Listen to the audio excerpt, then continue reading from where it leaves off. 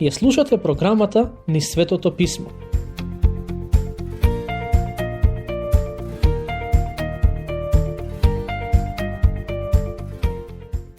Една од главните теми на денешното проучување ќе биде Светиот Дух. Минатиот пат застанавме кај Јован 16:7, каде што се запишани следните зборови на Исус. Но јас вистината ви ја кажувам. Подобро е за вас јас да си отидам, зашто ако не си отидам, утешителот нема да дојде кај вас. Ако пак заминам, ќе ви го пратам. Потоа во стих 8 вели: а тој, кога ќе дојде, ќе го изобличи светот за грев и за правда и за суд. А тој, кога ќе дојде, ќе го изобличи. Грчкиот збор кој е преведен како изобличи е зборот елекхо и е правен термин кој се користел во судовите во времето на Исус. Во записникот од судењето на Сократ, овој збор го има 23 пати. Иако во нашиот превод на Библијата е преведен како изобличи, мислам дека посоодветен превод би бил пресведочи. Како што обвинителот оди со своите докази пред судијата и пред него представува одреден случај, така и Светиот Дух сака да представи одреден случај во нашите срца и да не донесе до покаяние. Главната цел на службата на Светиот Дух е да не пресведочи за нашите гревови и потребата од Господ Исус Христос како Спасител. Исус рече дека Светиот Дух ќе го пресведочи светот за 3 нешта: грев, правда и суд. Тој е единствениот кој може да ги смекне срцата до таа мера, што луѓето ќе можат да го прифатат Божиот збор и да поверуваат во Божиот Син. Тоа се 3 главни аспекти од службата и пораката на Светиот Дух во минатото, но и денес. Во 2 глава од второто послание до Солуњаните, апостолот Павле пишува за уште една служба, а тоа е дека Светиот Дух на некој начин го задржува злото во светот. Светиот Дух не само што го користи Божиот збор за да допре до срцата на оние кои го слушаат, тој исто така и ги заштитува Божите деца од злите планови на сатаната. Некогаш сметаме дека се соочуваме со премногу зло, но сакам да знаете дека без улогата и службата на Светиот Дух, животот за нас христијаните ќе беше уште потежок. Тоа треба да поттикне благодарност во нашите срца. Покрај тоа, Светиот Дух е оној кој ни ја дава можноста да служиме на Бог. Без неговата сила, ние нема да можеме да бидеме вклучени во служба. Сетете се што и рече Господ Исус на црквата во Филаделфија: пред тебе ќе отворам врата, која никој не може да ја затвори. Кога им служиме на другите и го споделуваме Евангелието со нив, тоа не е така бидејќи ние сме силни и вешти, туку бидејќи Светиот Дух ни дава отворена врата за тоа. Пред да почне да дејствува во срцата на оние кои не веруваат, Светиот Дух дејствува во срцата на оние кои веруваат, за да имаат желба и љубов кон другите и да ја споделат радосната вест со нив. Службата која ја вршиме за Бог зависи од Светиот Дух. Затоа треба да се молиме и да го бараме неговото водство, за да ни дава што повеќе можности да им служиме на другите. Исус рече дека Духот ќе го изобличи, односно пресведочи светот. Има 3 важни теми кои се во сршта на неговата служба: грев, праведност и суд. Каков грев? На што мислеше Исус кога зборуваше за праведност и за суд? Добрата вест е што не мора сами да доаѓаме до одговорот на овие прашања. Исус го дава одговорот во следните 2 стиха. За грев, дека не веруваат во мене. За правда, оти јас си одам кај својот Отец и веќе нема да ме видите. Што мислите, кој е најголемиот грев? Убиството? Не. Што мислите, кој е најголемиот грешник во историјата на човештвото? Во секој век имало по некој особено расипан и грешен човек, кој оставил многу лоша трага во историјата. Предпоставувам некој од вас ќе рече дека Хитлер е најгрешниот човек. Мислам дека и јас би го избрал него. Сталин исто така беше многу лош водач. Низ историјата постоеле голем број злотвори и криминалци кои направиле огромни штети. Сигурен сум дека поголемиот дел од вас би ги избрале таквите луѓе за најголеми грешници. Но што мислите? Кој е најголемиот грешник на денешницата? Слушнете ме внимателно што ќе ви кажам. Ова не го велам од погрешни мотиви, туку го кажувам со љубов. Дали знаете дека токму вие можете да бидете најгрешната личност на денешницата? Некој може би ќе рече, чекај малку, тоа што го велиш е безсмислено. Не сум криминалец, баш напротив, јас сум личност која го почитува законот. Но моето прашање е, дали сте го прифатиле Христос? Неверието е најлошата духовна состојба во која може да се најде една личност. Во Библијата многу јасно пишува дека оние кои не веруваат во смртта и воскресението на Исус Христос се духовно изгубени. Токму затоа тој рече дека Светиот Дух ќе го пресведочи светот за грев, бидејќи гревот на светот е во тоа што не верува во него. Од библиска гледна точка, најголемите грешници се оние кои го отфрлаат Исус Христос. Оние кои не сакаат да поверуваат во него. Ке се сетите дека во глава 15 Исус вели: да не бев дошол и да не им бев зборувал, грев немаше да имаат. Но сега тие немаат изговор за својот грев. Секој кој го слушнал Евангелието има одговорност да одговори на повикот за спасение. Секој кој одлучува да не го следи Христос, всушност го извршува гревот на неверие. За грев, дека не веруваат во мене. Што сака Исус да каже со зборовите за правда, оти јас си одам кај својот Отец и веќе нема да ме видите? Тој беше предаден поради нашите беззаконија и воскреснат за наше оправдување. А сепак вели, за правда, оти јас си одам кај својот Отец и веќе нема да ме видите. Неговата смрт на крстот не беше обична, туку беше застапничка смрт. На крстот го зеде мојот и вашиот грев, и тоа беше главната причина поради која пострада. Поради неговото воскресение, не само што ни се простени гревовите, туку и ни е дадена праведност. Тоа е важен дел од спасението. Праведноста ни е и тоа како потребна. Не само за животот, тука на земјата, туку и за моментот кога ќе застанеме пред присуството на Отецот. Ние имаме простување на гревовите, поради тоа што го стори Исус за нас на крстот. Христијаните се всушност грешници на кои им се простени гревовите. Во неговите посланија, апостолот Павле неретко пишува дека Христос е нашата праведност. Слушнете што пишува во Филипјаните 3, 8-9. Затоа сметам дека и се друго е загуба спрема преважното познание на Христос Исус, мојот Господ, поради кого се одреков од се, и се сметам за отпад, само за да го придобијам Христос и да се најдам во Него, не со својата праведност, стекната од законот, туку со придобивката преку верата во Христос, односно со праведноста од Бога преку верата. Тоа значи дека Исус не само што го простува нашиот грев, туку и ни ја дава својата праведност. Единствениот начин на кој можеме да дојдеме во присуството на Отецот е преку Исусовата праведност. Неговите заслуги на небото се и наши заслуги, само доколку веруваме во Неговата смрт и воскресение. Третото нешто за кое сведочи Светиот Дух е судот. А за суд, зашто кнезот на овој свет е осуден. Кога зборува за кнезот на овој свет, Исус всушност мисли на сатаната. Тој е веќе осуден и за него, како и западнатите ангели, нема можност за спасение. Не само сатаната, но и светот во кој живееме е исто така осуден. Тоа е тешко за многумина да го прифатат. Но Библијата јасно ни кажува дека светот е осуден бидејќи го отфрли Месијата. Тоа значи дека сите луѓе кои живеат во светот се под Божјата осуда. Нема потреба да чекаат да дојде судниот ден за да знаат која е пресудата. Тие веќе се прогласени за виновни. Во Римјаните 6:23 пишува: зашто платата за гревот е смртта, а Божјиот дар е вечен живот во Исус Христос.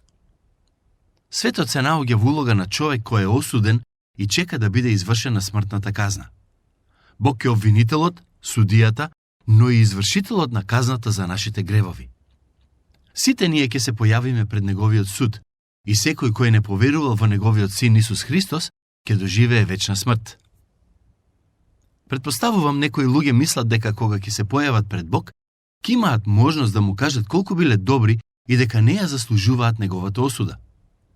Сигурен сум дека тоа нема да им успее. Во Библијата јасно пишува дека во Неговите очи нашата праведност е како извалкана облека. Затоа, еден ден кога ќе застанеме пред Него, нема да имаме со што да се пофалиме. Наместо да искажуваме пофалби за себе, мислам дека во Неговото присуство ќе бидеме посрамени поради нашата вина. Може би ќе се сетите, но во еден дел од книгата Дела е запишан разговорот помеѓу Павле и Феликс, каде апостолот зборува за судот кој ќе дојде. Тој му објасни на Феликс дека живеат во осуден свет и дека Бог ќе им суди на сите луѓе. Тоа не му се допадна на Феликс и затоа не сакаше многу да слуша. До ден денешен се случува истото. На луѓето не им се допаѓа кога ќе слушнат дека се грешници и дека Божиот суд е врзнив. Има и многу други нешта кои луѓето од светот не ги сакаат во однос на Бог. Не само што не им се допаѓаат неговите суди правда, туку не им се допаѓа и начинот на кој Бог управува со вселената. Не им се допаѓа тоа што Бог спасува по благодат и што единствениот начин за спасение е преку Исус Христос. Слушнете што вели Исус во стих 12. Имам уште многу да ви кажувам, но сега не можете да носите. Тоа е начинот на кој Бог често ни се открива преку неговиот збор. Постепено и согласно нашата духовна зрелост. Патем, кога станува збор за познавањето на Библијата, сакам да напоменам дека главната цел во христијанскиот живот не е повеќе да ја познаваме Библијата, туку преку познавањето на Библијата да бидеме поблиску до Бог и да растеме во христоликоста. Покрај тоа, растот во христоликоста се постигнува и преку искушенијата и страдањата низ кои минуваме.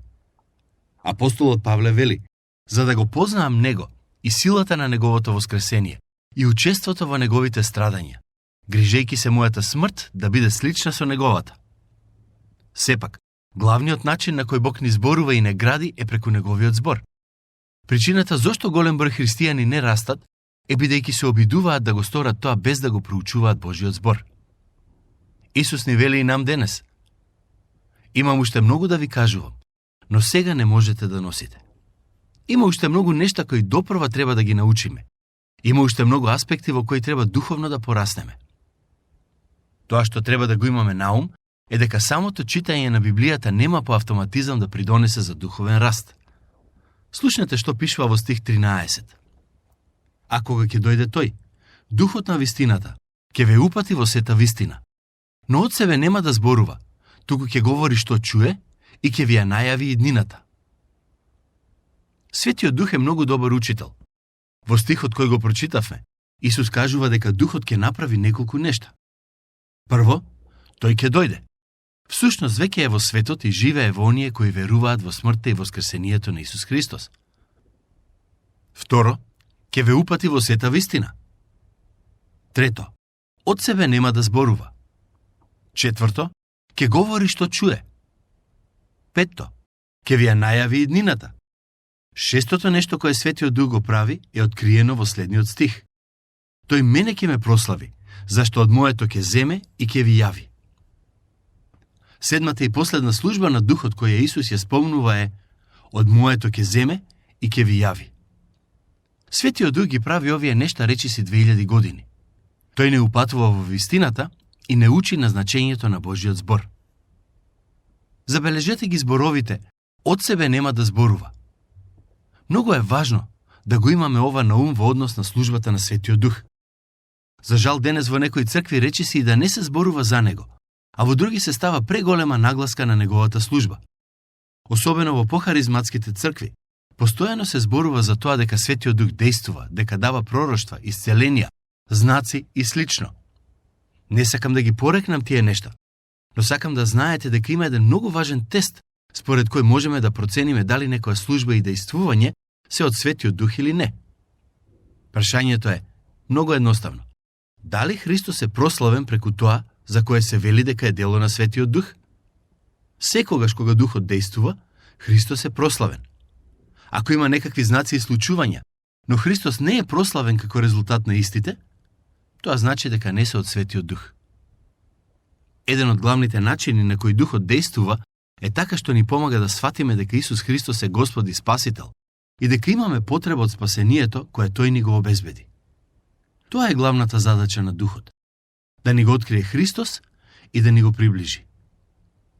Забележете што пишува во стих 15. Се што има Отецот, мое е. Затоа и ви реков дека од моето ќе земе и ќе ви јави. Со други зборови, Господ Исус повторно се поистоветува со Бог. Се што има Отецот, мое е. Кога вели од моето ќе земе, Тоа значи дека Светиот Дух ќе земе од нештата кои се Божји и ќе ни ги покаже. Само тој може да го направи тоа. Во првото послание до Коринтијаните, апостолот Павле пишува: а нам пак ни го откри тоа Бог преку својот Дух, зашто Духот продира во се, па дури и во длабочините Божји. Светиот Дух е оној кој ги преиспитува сите нешта. Само тој ги познава Божите длабочини и само тој може да ни открие повеќе вистини за Бог, но и да ни даде мудрост како да ги разбереме. Слушнете што рече Исус потоа. Ке го прочитам стих 16. Уште малку и нема да ме гледате, и помалку пак ќе ме видите, зашто си одам кај Отецот. Што сака да каже со тоа дека нема да го гледаат, па пак ќе го видат? Доаѓа часот кога Исус ќе биде фатен, а апостолите ќе се разбегаат. Веќе нема да биде со нив, бидејќи ќе биде распнат и погребан. Но на третиот ден ќе воскресне. Токму на тоа мисли кога вели и помалку, пак ќе ме видите. За нас денес е многу полесно да ги разбереме овие зборови, но кога апостолите ги слушнаа, тие беа збунети. Стих 18. А некои од учениците негови си рекоа меѓу себе: што е тоа што ни вели уште малку и нема да ме видите, и помалку пак ќе ме видите, и јас си одам кај Отецот? И си зборуваа: што е тоа што вели уште малку? На апостолите не им беше јасно што сака да каже. Исус разбра дека сакаат да го прашаат и им рече: затоа ли се прашувате меѓу себе што реков? Уште малку и нема да ме гледате, и помалку пак ќе ме видите? Вистина, вистина ви велам дека вие ќе заплачете и ќе заридате, а светот ќе се радува. Вие ќе бидете нажалени, но жалоста ваша ќе се претвори во радост. Ова е многу добра слика на христијанскиот живот. Конкретно, за апостолите тагата траеше 3 дена, а потоа дознаа дека Исус воскресна и се зарадуваа. По некое време, нивните срца пак беа тажни, бидејќи Исус се вознесе, но кога се спушти Светиот Дух, срцата им се исполнија со Божјата радост. Исус јасно им кажа на учениците дека нема да ги остави без утеха и дека нема да ги остави сираци. Неговото присуство со нас денес е преку Светиот Дух кој живее во нас. Во последните речиси 2000 години, милиони луѓе поверувале во Господ Исус Христос, и таа нивна вера е директен резултат од дејствувањето на Светиот Дух. Секој христијанин се соочил со тага во животот, но Духот ни открива дека таа тага е привремена. На моменти, изгледа дека светот и гревот напредуваат, но оние кои се Христови знаат дека ќе дојдат такви денови. Дури и во такви околности, Бог преку Духот ни дава радост која не можеме да ја разбереме, но можеме да ја доживееме. Доаѓа ден кога сите наши таги ќе бидат претворени во вечна радост. Не знам кои сте, која е вашата животна приказна, но сакам да знаете дека ако верувате во Исус Христос, сите ваши таги ќе бидат претворени во радост. Ако вашето срце е скршено, Светиот Дух ќе го исцели. Продолжете да му верувате и тој ќе донесе радост во вашиот живот. Колку прекрасно ветување! Слушнете ја метафората која ја користи во стиховите 21 и 22. Жена, кога раѓа, има болки, зашто и дошло времето нејзино. Но штом ќе го роди детето, од радост не ги помни веќе болките, зашто се родил човек на светот. Па така и вие, сега сте нажалени, но јас пак ќе ве видам и ќе се зарадува срцето ваше и радоста ваша никој нема да ви ја одземе. Тој ден допрва треба да дојде. Стих 23. И во тој ден нема да ме прашувате за ништо. Вистина, вистина ви велам, што и да посакате од Отецот, во мое име, ќе ви даде. Ова е веќе трет пат во оваа глава да се спомнува молитвата во името на Христос. Како да се молиме на начин кој ќе резултира со услишени молитви? Како што кажа во едно од претходните проучувања, потребно е да пребиваме во Него и да му бидеме послушни. Ако го правиме тоа, ќе знаеме кои нешта се според Неговата волја и ќе ги бараме истите. Слушнете што вели во следниот стих. Досега ништо не сте барале во мое име. Барајте и ќе добиете, за да биде радоста ваша полна. Се до овој момент, апостолите не се молеа во името на Исус. Ние денес се молиме во името на Исус, бидејќи пред небесниот престол доаѓаме поради Неговите заслуги, односно Неговото име. Посредништвото на Господ Исус е од исклучителна важност за христијанската вера.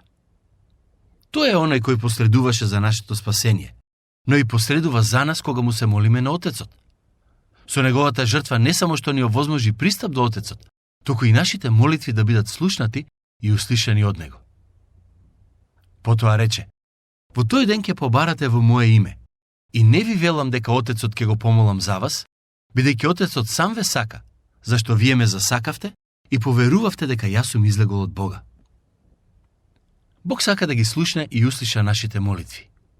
Но тоа се однесува само за оние чии срца го сакаат Христос, се во заедништво со Него и му се послушни. Зборовите од стих 28 се дел од сршта на Евангелието според Јован. Излегов од Отецот и дојдов во светот. Сега пак го оставам светот и се враќам кај Отецот. Ова е навистина важно во контекст на радосната вест. Господ Исус дојде на овој свет, се отелотвори и живееше помеѓу луѓето. Од вечноста дојде на земјата, која е ограничена со време. По смртта и воскресението, тој се вознесе и се врати кај Отецот. Во суштина, Евангелието значи дека Бог се отелотвори и дојде на оваа земја. И живеејќи во човечко тело, тој во одредена смисла се ограничи. Еврејскиот народ очекуваше цар, кој ќе ги ослободи од Римската империја. Но Бог дојде да донесе ослободување од оковите на гревот. Излегов од Отецот и дојдов во светот. Сега пак го оставам светот и се враќам кај Отецот. Ова е навистина прекрасно. Следниот пат ќе завршиме со проучување на глава 16 и потоа ќе обработиме Господовата молитва запишана во глава 17. До тогаш, Бог нека ве благослови.